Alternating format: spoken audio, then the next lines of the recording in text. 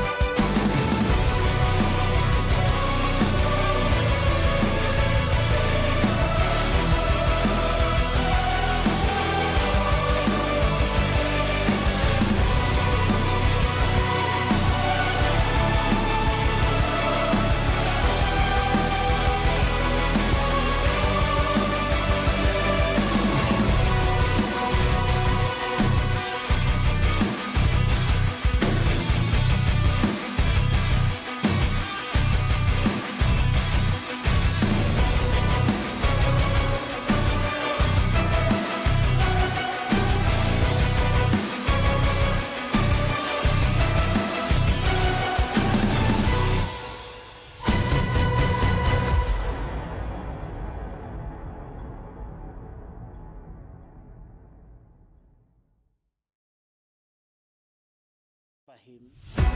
I think one of the greatest legacy of Raila Odinga was that he understood profoundly what a fragile state Kenya was. And I think that at every critical juncture, when us as his supporters would feel that maybe he had been robbed of victory, Baba would have the presence of mind to put aside his ambition and give the people who then had been given the instruments of power to lead. And he would then lend them his own legitimacy of the people who loved him.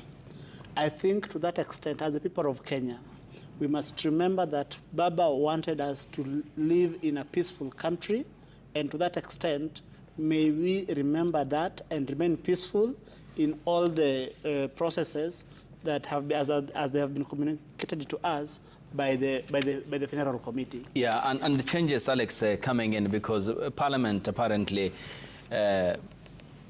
wouldn't have been the ideal location. I mean, despite what was granted as the state funeral and all the accompanying rights that will be detailing and the differences therein because of the persona of the former Prime Minister. And appears that it still is prompting logistical challenges and nightmare, as we had witnessed at the Kasarani Stadium. Yeah. It seems that we are in for a long haul before his burial on Sunday. Yeah. I think it was expected for us who have been learning at Raila's feet. We knew that despite the wishes that he had made very clear through the committee, that he would have wanted to be mourned and buried within 3 days. We also have, on the flip side, the wishes of his supporters, of his mentees, of the people that he has groomed and mentored across the journey. And therefore, I think this is part of the challenge that we currently have. Early in the day, I was actually at JKIA. Yeah, in the morning. In the morning, when the military had actually also mounted military guard in honor, in readiness for receiving the body together with the president in honor of Raila Odinga. But that wasn't possible because the crowd kept on surging to the point that it had to move all the way to the runway. And later after that, we came all the way up to Parliament. And coming to Parliament again, we had left one big crowd at JKIA. Another one, we came with it all the way to town. In Parliament, there was also a crowd that was waiting for him. And also at the Lee Funeral Home. At the Lee Funeral Home, there was also another crowd waiting for him. So this is basically the enigma, the way it has been captured by Babafemi Badejo in his book. This is the enigma of Kenyan politics. I'm so sure there are thousands of supporters who have traveled from across all corners of the country to be able to be here to pay tribute and also to view the body and pay their last respect to Raila Odinga. So it's going to be a logistical nightmare. First from Kasarani, then where the body is going to be taken tonight, the state funeral that we expect tomorrow. But that said and done, also there are protocols that come with the preparation of a state funeral. We have to remember very well that Raila himself was actually an avid debater representing Langata constituency, probably the only person in the history of our democracy who, after he crossed party lines, he actually went through a by-election that was caused by that. I don't think we have any other person who has been able to do that. So Raila stands tall, first as a parliamentarian and secondly as a leader. And because of that, I think, and as per the protocols of state funerals, it was procedural that he needed to have gone to Parliament the way it has always been done by former heads and departed former heads of states and heads of government. If a Prime Minister passes on, then they have to lay in state in Parliament. So it's a ritual or it's a tradition that has already been set.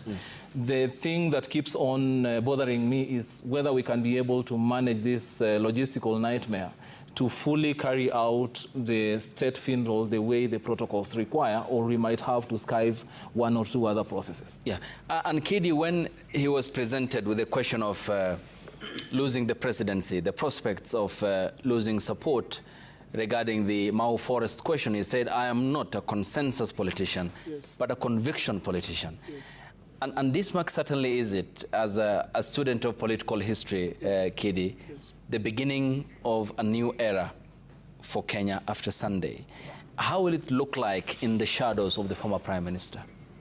I think the best part about Raila's legacy is that he allowed so many young and upcoming politicians to access him.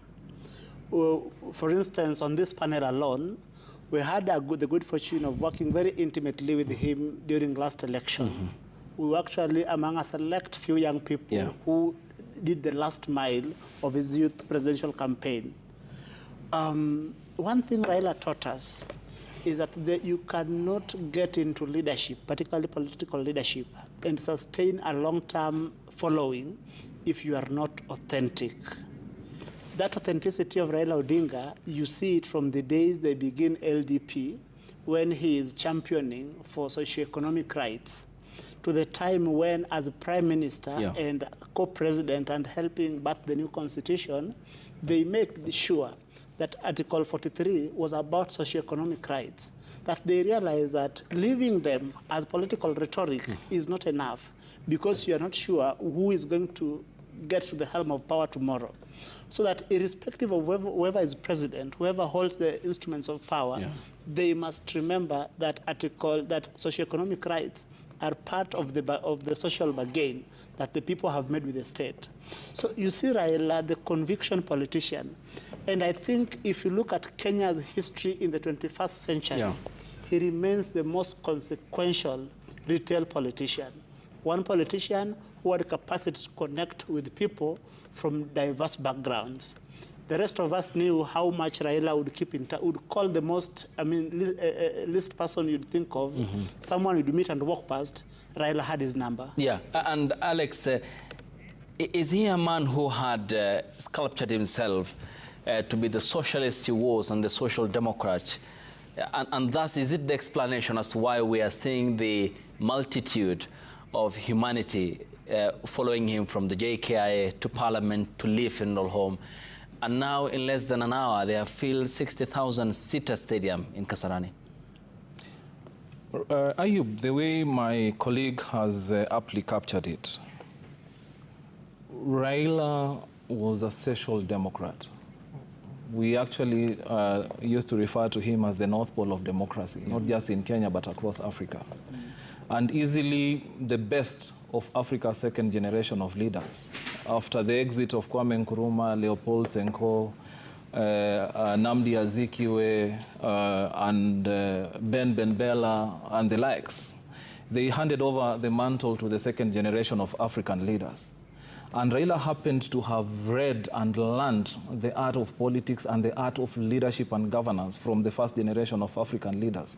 The kind of vision that they had for Africa, the unity for Africa, the prosperity for Africa, the stability, the economic progress of Africa. This was transited later on to Raila, and he gave us a very good glimpse during the time he was he had given a bid to the AUC, the African Union Commission. I think it was quite clear the kind of politician that he was. To us who have gone through his hands, one of the things that probably is less said is that Raila wasn't made in a day. Raila was a product of a very rigorous and vigorous democratic process, that one of mentorship and that one of learning. Back after he came from detention and he went away in Norway, in one of the occasions that I sat with him, he used to tell me that the time that he was in Norway, 90% of his time, he actually took it to learn, to study African culture, to study African history, to study African economy. And that's why Raila was well-versed with the entire continental economy. He wouldn't challenge him in a question. For instance, if you throw a random question about Mozambique, Raila would have an answer in his fingertips. If you challenged him on a question about Egypt, Raila would have an answer in his fingertips. So through the kind of mentorship that he himself was a product of, he managed to amass a lot of skills, including mobilization skills. And back in 1994, and also the clamor for multi-party democracy in 1992, repealing of Section 2A, if it were not for the kind of mobilization skills that the likes of Raila had, then that would have been very, very difficult. Ayub, as I probably finish on that part, the other part that I remember fondly, there's a time when I hosted the former Nigerian president, Olusegun Obasanjo, in Kenya. And when I was bidding him farewell at 3 a.m. at the VIP lounge, that today we have gone there, very nostalgic for me to receive the body of my leader. I remember His Excellency asking me to reach out to the Honorable Raila. This was basically about a month or 1.5 months to the vote at AU. And I tried reaching him. Of course, definitely the phone was off. I called several aides and we were able to locate him. 2-3 minutes later, Raila called me and he was like, Alex, what is this that is so urgent that could not wait until sunrise? But I tell him, Your Excellency, is not me. I actually have your contemporary here who would want to speak to you. And from that, definitely handed over the phone back to Obasanjo, and they had a conversation of about 15 to 20 minutes that is still very imprinted in my mind. And after I was given back the phone, Raila told me that don't let the general go. The first question you have to ask him is about the African Leadership Forum. Then the second question you have to ask him to tell you the experience that we had with Lin Kuan Yew. Lin Kuan Yew still remains a household name in the transformation of economies of Africa. Yes. Probably the only other person that was able to sit with Lin Kuan Yew, apart from Raila, is Nyong'o. This information, we get it from our interaction with Olusegun Obasanjo. So you can see the kind of mentorship that Raila also had gone through for him to have a very clear perspective of where our economy needed to go, of how to handle our issues, is because he had interacted, he had learned, he had studied, and he had also gotten the experience of sitting with the kind of transformation that Lin Kuan Yew had actually brought across in Singapore and Malaysia and all those other Asian tigers. Yeah. And Kidi, before I come to you, this is a message from Franklin Mukwanja, the Executive Director at the Center for Multi-Party Democracy, an organization that Odinga had was so fond of and had supported its cause. He says, this is my view about the former Prime Minister. He is the only Raila Odinga now lying still and lifeless, yet the only one whose word could once hush the tempest he stirred. And the lone voice that could summon his legion to come and obedience. What a true catch 22. For what can decree how Raila should be mourned? He asks the question. To mourn him, he says, the Raila way is to roar the streets alive, yet to honor him as a statesman is to heed the call for order. Even in death, he tests the balance between passion and peace. May he rest in eternal peace. That is Franklin Mukwanja, the Executive Director, the Center for Multi-Party Democracy. A very good man. Yeah. Yes. Well, certainly, we're also talking about Kidi. Is it, as you can see, the live pictures from his Bondo home, where he will be laid to rest on Sunday. My colleague Sam Gituko and team have been here since yesterday when the former Prime Minister has passed. And at the Moi International Sports Center in Kasarani, where the members of the security agencies Saying 3-month sound quality just way cheaper. Find great deals on refurbished tech on eBay. The public viewing of the body of the former Prime Minister, and this is the outside view of the stadium where my colleague Ben Kirui can now see you. As you can see, he's panning the live pictures there, and you can see the long line of the vehicles that had ferried the dignitaries there for the public viewing, which now, as you can see, looks frozen given the situation that we had witnessed there after the crowds were dispersed, who have been there, the multitude, the sea of humanity who have come there to view the body of the former Prime Minister. All these are live on your screens, and for a man who has commanded so much support with considerable ease, given how he had engineered himself to be the social democrat he was, also forming a party that had coalesced around the cause. A man who can be described in a long list of vocabularies, and who has left an impact in the political arena, given the, of course, footprints that he leaves within the political establishment. And you can see the fun that accompanies the supporters of Odinga, who are putting the football pitch to maximum use, and the goalposts that are still there following the matches of the Africa Continental Championships, CHAN, that were hosted by Kenya And it's also a fun moment for them. You can see there. And for Raila Odinga, who was passionate about football and who supported locally Gor Mahia or Kogalo, and supported Arsenal, the Gunners in the English Premier League. A man of many seasons, as you can see, as the security agencies with persuasive tone, as you can see, not in the other circumstance when this was protest along the streets, but trying to calm down those who are still finding it difficult to come to terms to appreciate the death of the former Prime Minister. So this is the continuing coverage of the live pictures that are coming to you from Bondo in Siaya County and in Nairobi at the Moi International Sports Center. And this is Mama Mary's graveyard, where alongside the other family members of the Odingas, where he will be laid to rest on Sunday. Of course, behind time, given that the communication yesterday issued by the Deputy President, this was supposed to have started by 12 p.m. but was moved from Parliament given the challenges it presented, and still the same appears to be the situation at the Kasarani Stadium. Yes, Kidi.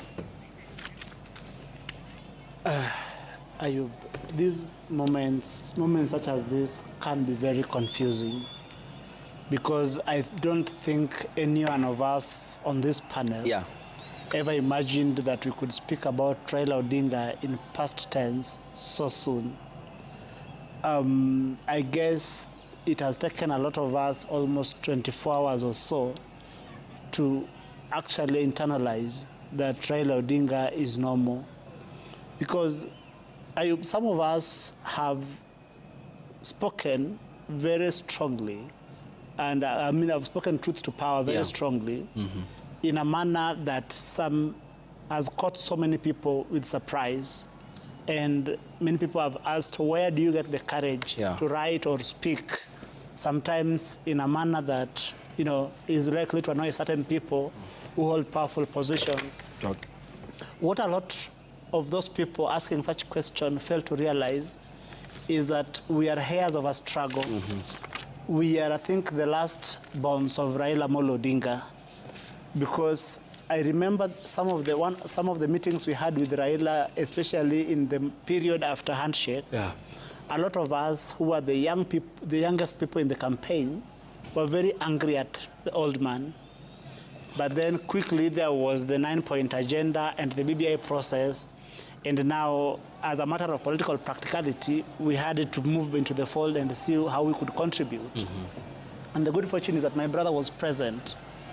And Mzee walked us through how he had envisioned Kenya, the things that he felt were so urgent, and the things he felt we could achieve even in that moment of temporary rapprochement between him and President Kenyatta. And so in that moment, some of us who had been very angry at Mzee because we had believed that we could push Uhuru out when we were chanting Uhuru must go. So in that moment, again, we saw the peaceful Raila, a man who was so practical that while he knew that he had got a greater support than the people who were holding the instruments of power, he was willing to say that in the interest of the country, let us step back. But it was not just that stepping back. It was the programs that how Raila imagined that the power of the state, the power of government, could be used to uplift people who have been left in the margins of the economy. Remember, before we spoke, the bulk of the platform of our last campaign as Azimio was social protection. We were actually the campaign of the two leading campaigns that had the idea that the rural economies are suffering, and people in urban centers but informal settlements are also suffering, that we must devise an intelligent way of making sure that these people can get by. Of course, our opponents also came with what they called Hustler Fund to counter what we were suggesting. But you see, before that, I wanted to speak about during the BBI process. It was Raila's idea that young people starting businesses are given tax breaks, because he understood profoundly how a tax code can be a hindrance to investment. Without investment, no country can be able to mint new people into the middle class. So I think all this looked into collectively.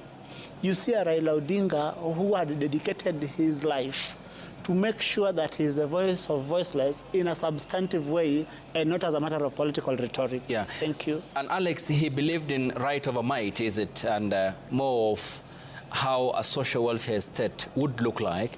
And is that why then certainly we can explain confidently so why many people across ethnicities, across the religious divide, have subscribed to Raila's ideology that healthcare should work, education should work, infrastructure should be improved, and that the state should work for the people?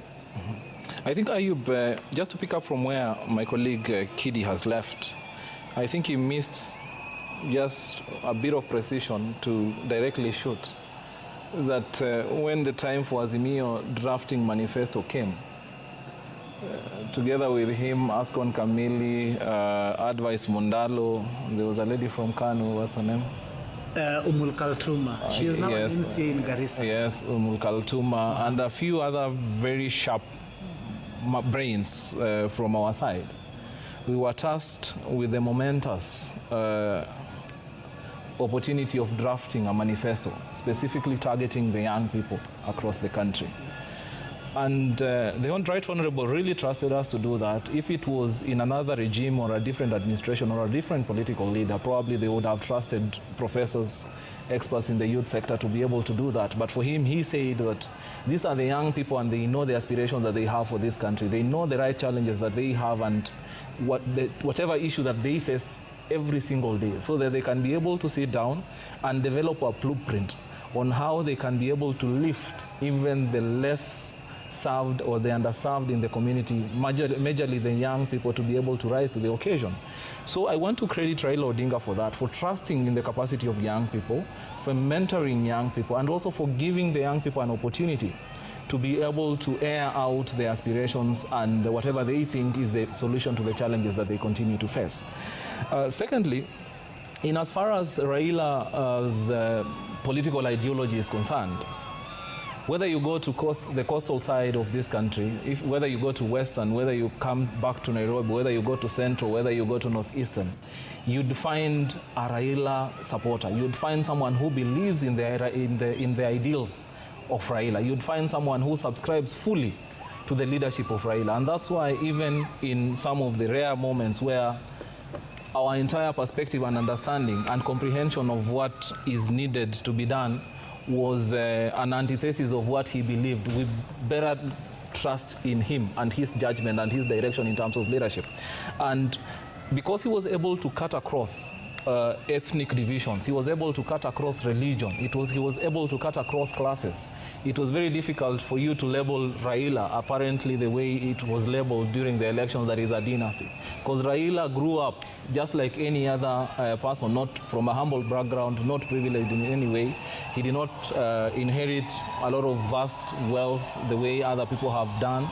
So he was able to endear himself to all cadres or all segments of our population, be it ethnicity, be it religion, be it class, be it even the kind of ideology that we believe in.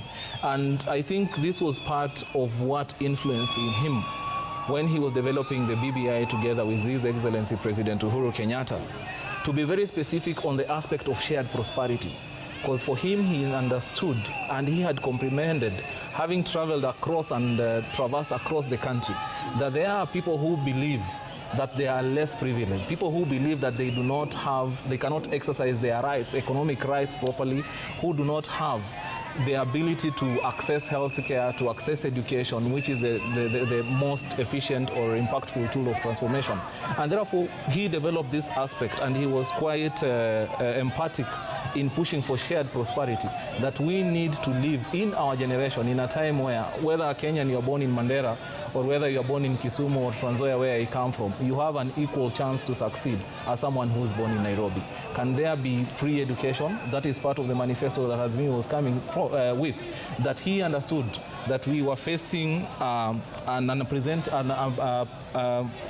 a youth bulge that was unprecedented. And he thought that the best way first to be able to harness this youth demographic is first to develop educational institutions, ensure that we have free primary and secondary education. Then we subsidize higher education. The aspect of coming up with skills training in TVETs so that we can be able to harness our demographic dividend was basically a perspective or a vision that Raila had. And the current challenges that we continue to face today, where we have about 14% of our young people unemployed, these are issues that Raila saw when he was still back in 1990s, 1980s, because of the projections that were there in our population. And therefore, he tried as much as he can to be able to come up, whether it was administrative, constitutional, or legislative changes, to be able to foresee and preempt the challenges that we are going to face later in life. Yeah, and Kidi, did his understanding of geopolitics allowed Raila to understand further locally when to switch on and off the political socket, especially understanding that it was time to pull back from the abyss, and in many situations, one amongst that, 2007-8. Yes, I think that Raila had at all times understood the precarious position that Kenya was finding itself in. Because Kenya, the story of the Kenyan state is not different from the story of what you call the African state. They are all very fragile.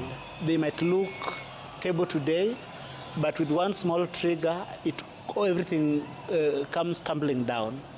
You see the story of Sudan. For a long time, we thought Sudan was secure until when Omar al-Bashir was deposed.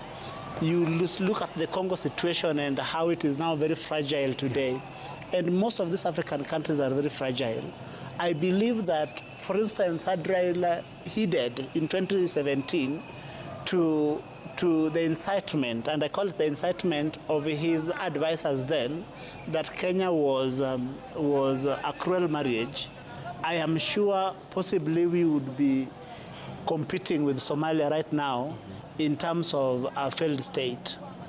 So that in spite of the many disappointments from the state towards the people, disappointments from the state towards Raila Odinga the person, Raila Odinga at all times had the presence of mind and the largeness of spirit to subordinate his own disappointment, his own desires to the interest of the nation. For instance, you see just around that time when we were coming from the 2007-2008 crisis, there was also the Cote d'Ivoire situation where Bagbo and Alassane Ouattara, where Bagbo had done to Ouattara precisely what President Kibaki had done to Raila Odinga. But then, and as opposed to Alassane Ouattara was able to sustain the pressure and even got Bagbo, I think, deposed and eventually taken to ICC.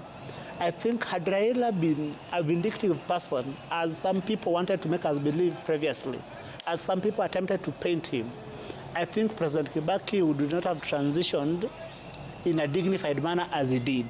So when all is said and done, we now have a chance to paint bare the full picture of Raila Amolo Odinga for the whole world to see what a great man and a great soul we have lost. Yeah.